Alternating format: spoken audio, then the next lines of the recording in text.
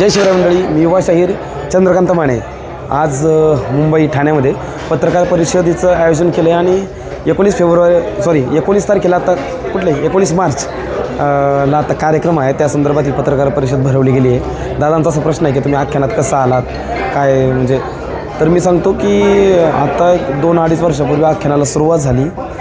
हर्ष विजयची संकल्पना आहे. भूषण मेहरे, रणजित गुगळे कार्यक्रमाचे निर्माते आहेत आणि ईश्वर अंधारे यांनी हा द फोक आख्यान कार्यक्रम लिहिला आहे. तर आख्यानामध्ये माझी एंट्री अशी की माझं राजा छत्रपती झालं ग हे गाणं हर्ष विजय यांनी माझ्याकडून रेकॉर्डिंग करून घेतलं.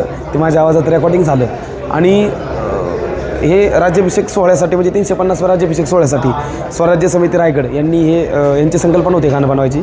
आणि तब्बल आख्यानात जेव्हा गाणं गायलं हे ते गाणं एवढं प्रसिद्ध झालं त्यामुळं आख्यानाला वेगळी ओळख मिळाली, मलासुद्धा वेगळी ओळख मिळाली.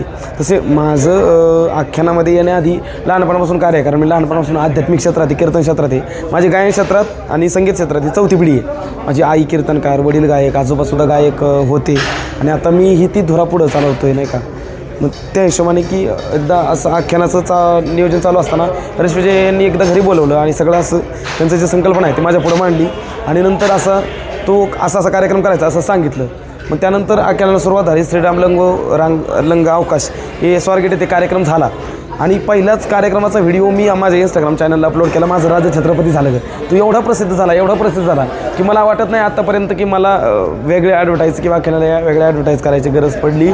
त्या माध्यमातून खूप चांगली ॲडव्हर्टाईज झाली आणि आजसुद्धा आख्यानाच्या माध्यमातून छत्रपती शिवरायांच्या घाटुळेमुळं अवघा महाराष्ट्र नव्हे भारत नव्हे तर अख्ख्या जगामध्ये द फोक आख्यानचा डंका वाजतो आहे. आणि तुम्हा सर्वांच्या या प्रतिसादामुळे लोकसंगीत घरोघरात पोहोचतं आहे आणि मुळात सर्वांना नम्र विनंती की हा आख्यान तर तरुण वर्ग पाहतच, पण आपल्या लहान मुलांना नक्की दाखवा छत्रपती शिवरायांची घाटुळी काय असती, ही लावणी परंपरेची काय असती, परत जात्यावरची ओवी काय असती, सुंबराण काय असतं, भलरं काय असतं, अजून गोंधळ काय असतो, हे सगळे कला प्रकार त्या ठिकाणी साजरे होतात.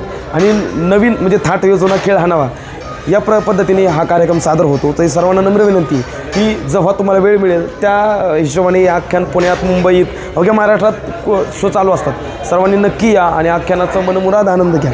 धन्यवाद. जय शिवराय.